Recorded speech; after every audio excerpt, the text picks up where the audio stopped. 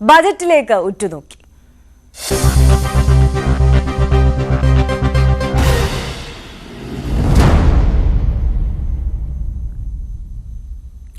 രാജ്യം ബജറ്റ് അവതരണത്തിലേക്ക് ഉറ്റുനോക്കിയിരിക്കുകയാണ്. രണ്ടാം മോദി സർക്കാരിന്റെ അവസാന ബജറ്റാണ് ഇന്ന് അവതരിപ്പിക്കുന്നത്.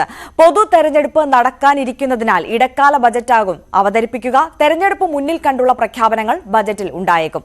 11 മണിക്കാണ് ധനമന്ത്രി നിർമ്മലാ സീതാരാമൻ ബജറ്റ് അവതരിപ്പിക്കുക. ഇതിനു മുന്നോടിയായി ധനമന്ത്രാലയത്തിലെത്തുന്ന ധനമന്ത്രി സഹമന്ത്രിമാരും ഉദ്യോഗസ്ഥരുമായി രാഷ്ട്രപതിയെ കാണും. തുടർന്നാണ് ബജറ്റ് അവതരിപ്പിക്കാനായി പാർലമെന്റിലെത്തുക. പുതിയ പാർലമെന്റ് മന്ദിരത്തിലെ ആദ്യ ബജറ്റ് അവതരണമാണെന്ന പ്രത്യേകതയുമുണ്ട്. എന്തായാലും നാഷണൽ ഡെസ്കിൽ നിന്ന് MG മിഥുൻ നമുക്കൊപ്പം ചേരുകയാണ് കൂടുതൽ വിശദാംശങ്ങളുമായി. Mithun, very good morning. നമ്മൾ ഈ തുടക്കത്തിൽ സൂചിപ്പിച്ചതുപോലെ തന്നെ രണ്ടാം മോദി സർക്കാരിന്റെ അവസാന ബജറ്റാണ്. ഈ ഒരു ഇടക്കാല ബജറ്റ് എന്നുള്ള നിലയിൽ മാത്രമാണ് കാണേണ്ടത് എന്ന് ധനമന്ത്രി പറയുമ്പോഴും നമുക്കറിയാം ലോക്സഭാ തെരഞ്ഞെടുപ്പ് പടിവാതിക്കൽ എത്തി നിൽക്കുകയാണ്. സ്വാഭാവികമായും ജനപ്രിയ പ്രഖ്യാപനങ്ങൾ ഉണ്ടാകും. എന്തൊക്കെ പ്രതീക്ഷിക്കണം മിഥുൻ? Arya, good morning. ആര്യ സൂചിപ്പിച്ച പോലെ തന്നെ ഒരു ഇടക്കാല ബജറ്റായി നമുക്കിതിനെ കാണാൻ സാധിക്കില്ല. തെരഞ്ഞെടുപ്പ് ഇങ്ങ് അടുത്തിരിക്കുകയാണ്. അതുകൊണ്ട് തന്നെ അത്തരത്തിൽ വലിയ പ്രഖ്യാപനങ്ങളൊക്കെ ഉണ്ടാകുമെന്നുള്ളൊരു പ്രതീക്ഷ തന്നെയാണ് ഏവർക്കും ഉള്ളത്. 2019 നമുക്കറിയാം 2 വലിയ പ്രഖ്യാപനങ്ങളായിരുന്നു അന്ന് ഉണ്ടായിരുന്നത്. ആദായ നികുതി റിബേറ്റും ഒപ്പം തന്നെ പ്രധാനമന്ത്രി കിസാൻ സമ്മാൻ നിധി യോജനയും മാത്രമായിരുന്നു അന്ന് പ്രധാനമായും വലിയ രീതിയിൽ പ്രഖ്യാപിക്കുകയും ചെയ്തത്. എന്നാൽ നോട്ട് നിരോധനവുമായി ബന്ധപ്പെട്ടൊക്കെ രാജ്യത്ത് ജനങ്ങൾ വളഞ്ഞിരിക്കുന്ന ഒരു സാഹചര്യത്തിൽ കൂടി അത് മറികടക്കുന്നതിന് വേണ്ടി ഇത് വലിയ രീതിയിൽ BJPക്ക് നേട്ടം കൊയ്യാൻ ഈ ഒരു പ്രഖ്യാപനത്തിലൂടെ സാധിക്കുകയും ചെയ്തിരുന്നു. എന്തായാലും ഇന്നത്തെ ബജറ്റിൽ എന്തൊക്കെയാണ് നിർമ്മലാ സീതാരാമൻ കരുതി വെച്ചിരിക്കുന്നതെന്നാണ് ആകാംക്ഷയോടെ ഉറ്റുനോക്കുകയും ചെയ്യുന്നത്. എന്തായാലും ഇന്നത്തെ 11 മണിയോടുകൂടിയാണ് ബജറ്റ് അവതരണം ആരംഭിക്കുക. ക്ഷേമച്ചെലവുകൾ വർദ്ധിപ്പിക്കാനും ഒപ്പം തന്നെ ഈ 2025-26 സാമ്പത്തിക വർഷത്തോടെ ധനകമ്മി GDPയുടെ ഏകദേശം 4.5% കുറയ്ക്കാനും സർക്കാർ നടപടിയെടുത്തേക്കുമെന്നാണ് മനസ്സിലാക്കാൻ സാധിക്കുന്നത്. കൂടാതെ നികുതി കുറയ്ക്കുന്നതിനും കൃഷിക്കും ഗ്രാമീണ മേഖലയ്ക്കും പിന്തുണ നൽകുന്നതിനുമുള്ള പദ്ധതികൾ സർക്കാർ പ്രഖ്യാപിക്കാനുള്ള സാധ്യതകളുണ്ട്. കാരണം കർഷകർക്ക് നമുക്കറിയാം കർഷക സമരവുമായി ബന്ധപ്പെട്ട കേന്ദ്ര സർക്കാർ നിലപാടിൽ നിന്ന് പിന്നോട്ട് പോകുന്നത് നമ്മൾ കണ്ടു. ഈ കർഷകർക്ക് അനുകൂലമായിട്ടുള്ള ഒരുപാട് പദ്ധതികൾ പ്രഖ്യാപിക്കുന്നത് നമ്മൾ പിന്നീട് കാണുകയും ചെയ്തതാണ്. അത്തരത്തിലുള്ളൊരു കർഷകർക്ക് കൂടി ഊന്നൽ നൽകുന്ന തരത്തിലുള്ളൊരു വലിയ പ്രഖ്യാപനങ്ങൾ ഈ കാർഷിക മേഖല സംബന്ധിച്ചുണ്ടാകുമെന്നാണ് നമുക്ക് മനസ്സിലാക്കാൻ സാധിക്കുന്നത്. അങ്ങനെയെങ്കിൽ പ്രതികൂല കാലാവസ്ഥ, ഈ കാലാവസ്ഥാ വ്യതിയാനത്തിന്റെ ആഘാതം, പണപ്പെരുപ്പം എന്നിവ മറികടക്കുന്നതിന് നടപടി ഉണ്ടാകുമെന്നാണ് മനസ്സിലാക്കുന്നത്.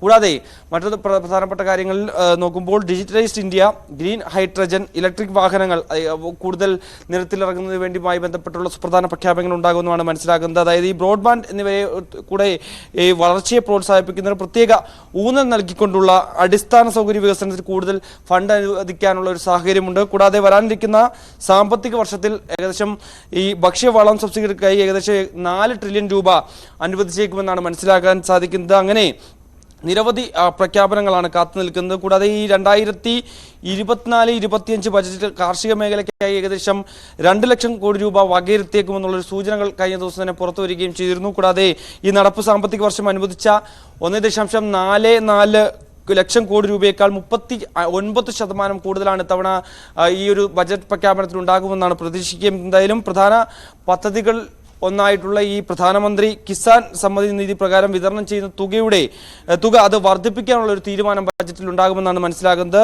നിലവിൽ ഈ പദ്ധതി പ്രകാരം ഏകദേശം 6000 രൂപയാണ് കർഷകർക്ക് ലഭിക്കുന്നതെങ്കിൽ ഈ തുക 6000-ൽ നിന്ന് 9000 രൂപയായി ഉയർത്തുക എന്നുള്ളൊരു ലക്ഷ്യമാണ് കേന്ദ്ര സർക്കാർ മുന്നോട്ട് വെക്കുന്നത്. അത്തരത്തിലുള്ള സുപ്രധാന പ്രഖ്യാപനങ്ങൾ ഇന്നത്തെ ധനമന്ത്രിയുടെ ബജറ്റിൽ ഉണ്ടാകുമെന്നാണ് പ്രതീക്ഷിക്കുന്നത്. ആര്യ.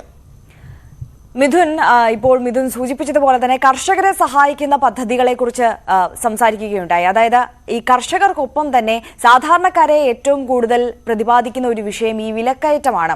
ഈ തക്കാളിക്കടക്കം അതേപോലെ നമ്മൾ ദിവസേന നിത്യേന ഉപയോഗിക്കുന്ന സാധനങ്ങളുടെയും പച്ചക്കറികളുടെയും ഒക്കെ വില കുതിച്ചുയർന്നൊരു സാഹചര്യം കൂടിയുണ്ട്. അപ്പോൾ അത്തരത്തിൽ ദൈനംദിന ആവശ്യങ്ങൾക്കുള്ള സാധനങ്ങളുടെ ഒരു വിലക്കയറ്റം നിയന്ത്രിക്കുന്നതിനുള്ള മാർഗങ്ങൾ സ്വീകരിക്കുന്നതിനുള്ള പ്രഖ്യാപനങ്ങൾ അത് ഈ ബജറ്റിൽ ഉണ്ടാകുമെന്ന് പ്രതീക്ഷിക്കണമോ? അത്തരത്തിലുള്ള പ്രഖ്യാപനങ്ങൾ ബജറ്റിൽ ഉണ്ടാകുമെന്നുള്ള പ്രതീക്ഷ ചെറുകിട വ്യാപാരികൾക്കും ഒപ്പം തന്നെ ഗുണഭോക്താക്കൾക്കും ഒക്കെ തന്നെയുണ്ട്. പക്ഷേ അത്തരത്തിലുള്ള പ്രഖ്യാപനത്തിലേക്ക് കേന്ദ്ര സർക്കാർ കടക്കുമെന്ന് നമുക്ക് കരുതേണ്ടതായിട്ടില്ല. എന്തായാലും പക്ഷേ നമുക്കറിയാം 2019 നമ്മൾ അതായത് മുൻകാല ചരിത്രങ്ങളൊക്കെ നോക്കുമ്പോൾ തന്നെ ഈ ഒരു ഇടക്കാല ബജറ്റിൽ വലിയ പ്രഖ്യാപനങ്ങൾ ഉണ്ടാത്ത ഒരു പതിവുണ്ടാകില്ല. പക്ഷേ പീയൂഷ് ഗോയൽ ധനമന്ത്രിയായിരുന്ന കാലത്ത് വലിയ പ്രഖ്യാപനങ്ങൾ നടത്തുന്ന കാഴ്ച നമ്മൾ കാണുകയും ചെയ്തിട്ടുണ്ടായിരുന്നു. അതുകൊണ്ട് തന്നെ അത്തരത്തിലുള്ള ചരിത്രം മാറ്റിക്കുറിച്ചവർ തന്നെ തന്നെയാണ്. അതുകൊണ്ട് തന്നെ വലിയ പ്രഖ്യാപനങ്ങളിലേക്ക് ധനമന്ത്രി ഇന്ന് കടന്നേക്കാമെന്നുള്ള സൂചനകൾ ഈ ഒരു ഘട്ടത്തിൽ പുറത്തു വരുന്നുണ്ട്. പക്ഷേ നിർമ്മലാ സീതാരാമൻ ചൂണ്ടിക്കാണിച്ചതുപോലെ തന്നെ അതായത് ഈ ഒരു അടുത്ത സർക്കാർ അധികാരമേൽക്കുന്നതിന് വേണ്ടിയുള്ള ഒരു നടപടിക്രമം മാത്രമായിരിക്കും ഇന്നത്തെ ഒരു ബജറ്റ് എന്നാണ് ധനമന്ത്രി പറഞ്ഞതെങ്കിൽ പോലും തന്നെ സുപ്രധാന പ്രഖ്യാപനങ്ങൾ ഉണ്ടാകുമെന്നാണ് ഏവരും ഉറ്റുനോക്കുകയും ചെയ്യുന്നത്. മറ്റു കാര്യങ്ങളിലേക്ക് കൂടി നമുക്ക് കാര്യം നോക്കേണ്ടതായിട്ടുണ്ട്. അതായത് ഈ നികുതിയുമായി ബന്ധപ്പെട്ടുള്ള ചില കാര്യങ്ങളിലേക്ക് നോക്കേണ്ടതായിട്ടുണ്ട്. അതായത് ഈ മൂലധന നേട്ട നികുതി ലളിതമാക്കുക എന്നുള്ളൊരു ലക്ഷ്യം കേന്ദ്ര സർക്കാരിന് മുന്നിലുണ്ടായിരുന്നു. നേരത്തെ തന്നെ ഇതുമായി ബന്ധപ്പെട്ടുള്ള ചർച്ചകൾ നടക്കുകയും ചെയ്തു. പക്ഷേ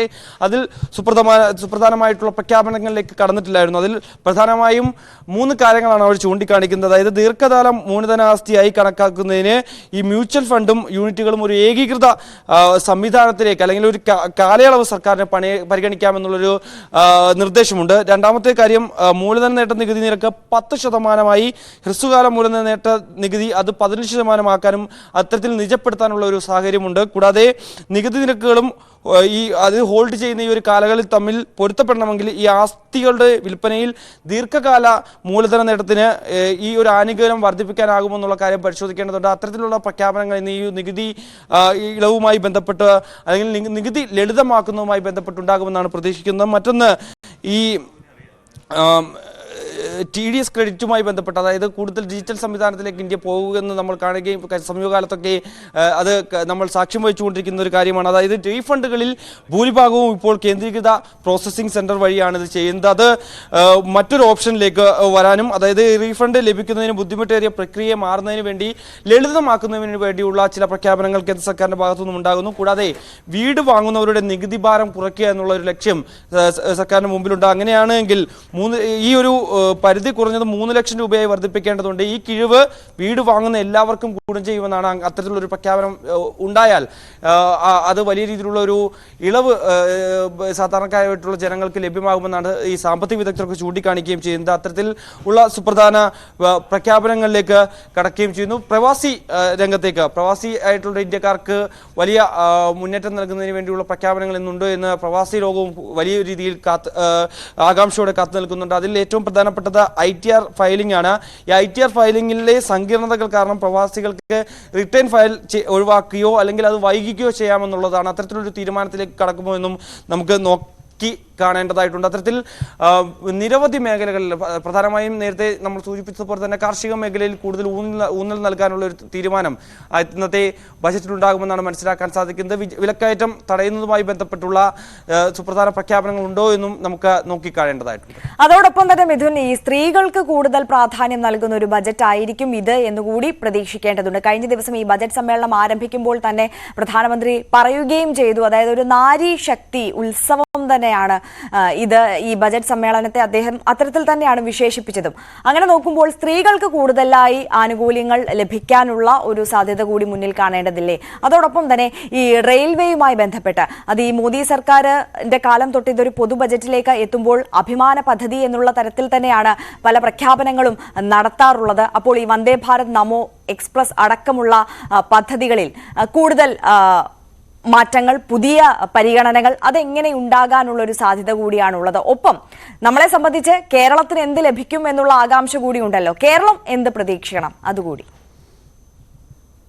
അതിൽ കഴിഞ്ഞ ബജറ്റുകളിലൊക്കെ നമ്മൾ പ്രതീക്ഷിച്ച പോലെ തന്നെ വലിയ രീതിയിലുള്ള പ്രഖ്യാപനം കേരളത്തിലേക്ക് ഉണ്ടാകുമോ എന്നുള്ളത് നമുക്ക് നോക്കിക്കാണേണ്ടതായിട്ടുണ്ട്. എന്തായാലും ലോക്സഭാ തെരഞ്ഞെടുപ്പ് അടുത്തിരിക്കുന്ന ഒരു സാഹചര്യമാണ്. പ്രധാനമായും കേരളത്തിലേക്ക് വരുമ്പോൾ തൃശ്ശൂരും തിരുവനന്തപുരം അടക്കമുള്ള ലോക്സഭാ മണ്ഡലങ്ങൾ അവരുടെ ഒരു ഏക കാറ്റഗറിയിൽ പെടുന്നത് തന്നെയാണ്.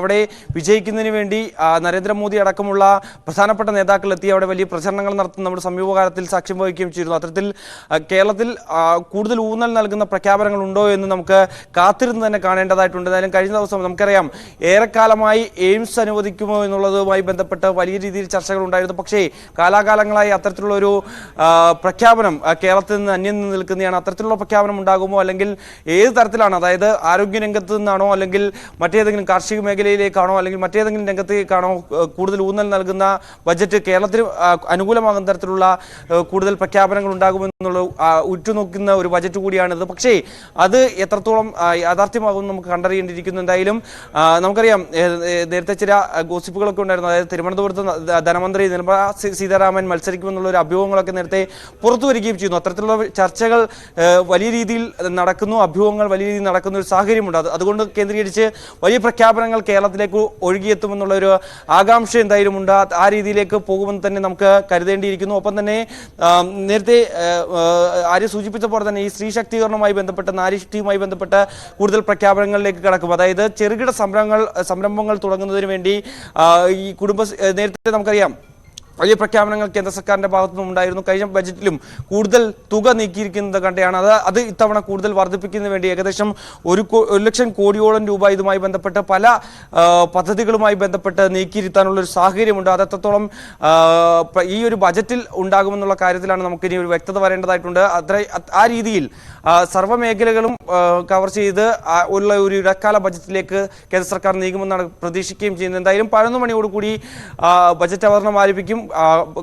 കേന്ദ്ര ധനമന്ത്രി നിർമ്മലാ സീതാരാമന്റെ പെട്ടിയിൽ എന്തൊക്കെയാണ് സൂക്ഷിച്ചു വെച്ചിരിക്കുന്നത്? എന്തായാലും നമുക്കറിയാം സമീപകാലത്തൊക്കെ തന്നെ കേന്ദ്ര സർക്കാരിനെ സംബന്ധിച്ച് വലിയ എതിർപ്പുകൾ അല്ലെങ്കിൽ വലിയ രീതിയിലുള്ള വിമർശനങ്ങൾ നേരിടേണ്ടി വന്നില്ല. നമുക്കറിയാം അയോധ്യ അടക്കമുള്ള വിഷയങ്ങളിൽ അവരുടെ പ്രകടന പത്രികയിലെ വാഗ്ദാനങ്ങളൊക്കെ നടപ്പിലാക്കിയ ശേഷം വലിയ മുന്നേറ്റം ഉണ്ടാകുന്നുണ്ട്. കൂടാതെ പ്രതിപക്ഷത്തിന്റെ 2019 ആ ഒരു അവസാന ബജറ്റിലേക്ക് കടക്കുമ്പോൾ വലിയ വിമർശനങ്ങൾ അല്ലെങ്കിൽ വലിയ രീതിയിൽ സർക്കാരിന് പ്രതിരോധത്തിലാകുന്ന തരത്തിൽ പ്രതിപക്ഷം വലിയ രീതിയിൽ മുന്നേറ്റം നടത്തുന്ന ഒരു സാഹചര്യം ഉണ്ടായിരുന്നു. പക്ഷേ ഇത്തവണ ഇന്ത്യ മുന്നണി അടക്കമുള്ളവ ഒരു സഖ്യ രൂപീകരണം ഉണ്ടായതിനു ശേഷം നടക്കുന്ന ഏറ്റവും അവസാനത്തെ ബജറ്റ് കൂടിയാണ്. പക്ഷേ ഇന്ത്യ മുന്നണിയിൽ തന്നെ തർക്കങ്ങൾ അവിടെ നിലനിൽക്കുന്ന ഒരു സാഹചര്യത്തിൽ വലിയ വെല്ലുവിളി ആയില്ല ധനമന്ത്രിക്ക് എന്നാണ് നമുക്ക് മനസ്സിലാക്കാൻ സാധിക്കുന്നത്. അതുകൊണ്ട് തന്നെ ഒരു ഈസി ബജറ്റ് അവതരണവുമായി ബന്ധപ്പെട്ട് അങ്ങനെ ഒരു രീതിയിലേക്ക് ഈ ബജറ്റ് അവതരണം പോകാമെന്നുള്ള കാര്യമാണ് നമുക്ക് ഈ ഒരു ഘട്ടത്തിൽ മനസ്സിലാക്കാൻ സാധിക്കുന്നത്. അങ്ങനെ സർവ്വമേഖലയിലും ഊന്നൽ നൽകിക്കൊണ്ട് ഈ ഒരു തെരഞ്ഞെടുപ്പ് മുന്നിൽ കണ്ടുകൊണ്ട് സുപ്രധാന പ്രഖ്യാപനം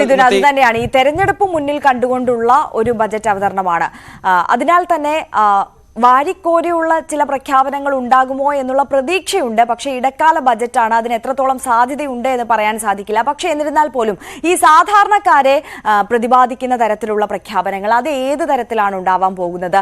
ആദായ നികുതി ഇളവടക്കമുള്ള പ്രഖ്യാപനങ്ങൾ ഉണ്ടാകുമോ? അത് അത്തരത്തിൽ പ്രതീക്ഷിക്കേണ്ടതുണ്ടോ? അത്തരത്തിലുള്ള പ്രഖ്യാപനത്തിലേക്ക് പോകുമെന്നുള്ള കാര്യത്തിൽ സംശയമാണ്. കാരണം നമുക്കറിയാം ഇടക്കാല ബജറ്റാണ്.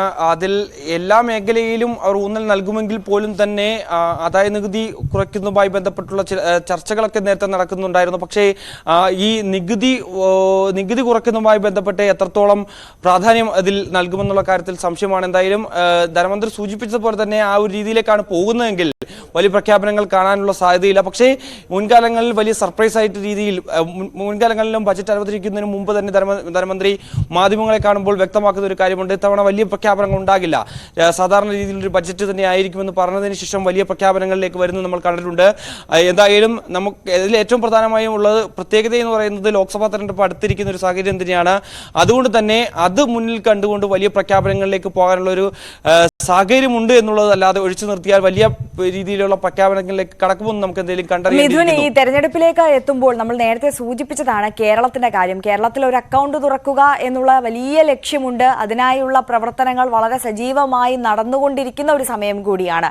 അത്തരത്തിൽ കേരളത്തിലെ ജനങ്ങളെ ആകർഷിക്കാൻ തക്ക വിധത്തിലുള്ള എന്ത് പ്രഖ്യാപനം അതാണ് നമ്മൾ കൂടുതലായും പ്രതീക്ഷിക്കേണ്ടത്?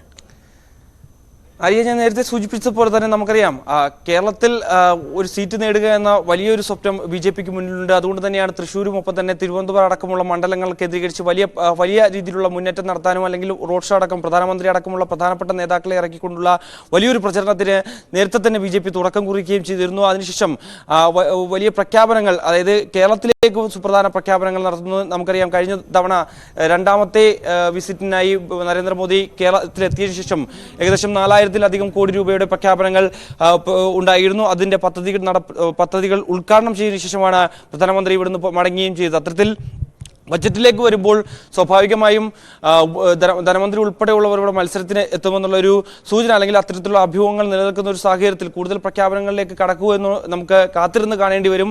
ഏത് മേഖലകളിലേക്കാണ് അല്ലെങ്കിൽ സാധാരണക്കാരായിട്ടുള്ള ജനങ്ങളെ ഒപ്പം നിർത്തുന്നതിന് വേണ്ടിയുള്ള പദ്ധതികൾ ഉണ്ടാകുമോ? ഒപ്പം തന്നെ നമുക്കറിയാം സമീപകാലത്ത് ഈ ക്രിസ്ത്യൻ സഭകളൊക്കെ ആവശ്യപ്പെട്ട ഒരു കാര്യമുണ്ടായിരുന്നു, റബ്ബറിന്റെ അടിസ്ഥാന വില നിജപ്പെടുത്തുക, അതായത് താങ്ങുവില നിജപ്പെടുത്തുക എന്നുള്ള ആവശ്യം മുന്നോട്ട് വെച്ച ജോസഫ് പാമ്പ്ലാനി അടക്കമുള്ള സഭാ മേലധ്യക്ഷന്മാരൊക്കെ തന്നെ പ്രധാനമന്ത്രിക്ക് കത്ത് നൽകുന്ന സാഹചര്യം ഉണ്ടായിരുന്നു. അത്തരത്തിലൊരു പ്രഖ്യാപനങ്ങളിലേക്ക് കടന്നാൽ ഒരു പക്ഷേ കേന്ദ്ര സർക്കാരിനോ അല്ലെങ്കിൽ BJPക്കൊപ്പം നിൽക്കാമെന്നുള്ളൊരു വാഗ്ദാനം അവർ മുന്നോട്ട് വെക്കുന്നത് നമ്മൾ കണ്ടതാണ്.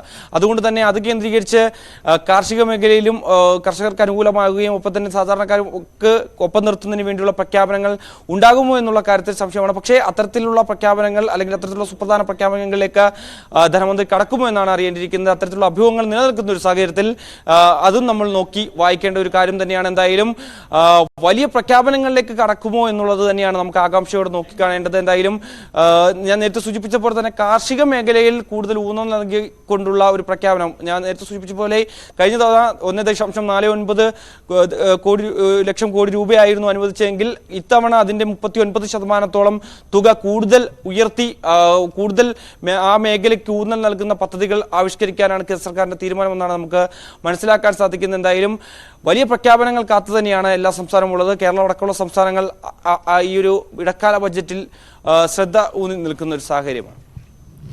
മിഥുൻ, ഒരു കാര്യം കൂടി, അതായത് ഈ അടിസ്ഥാന സൗകര്യ വികസനം അത് വളരെ പ്രാധാന്യം അർഹിക്കുന്നതാണല്ലോ.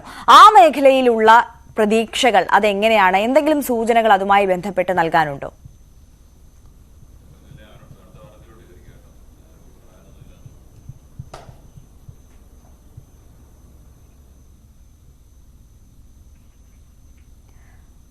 മിഥുൻ കേൾക്കുന്നുണ്ടോ?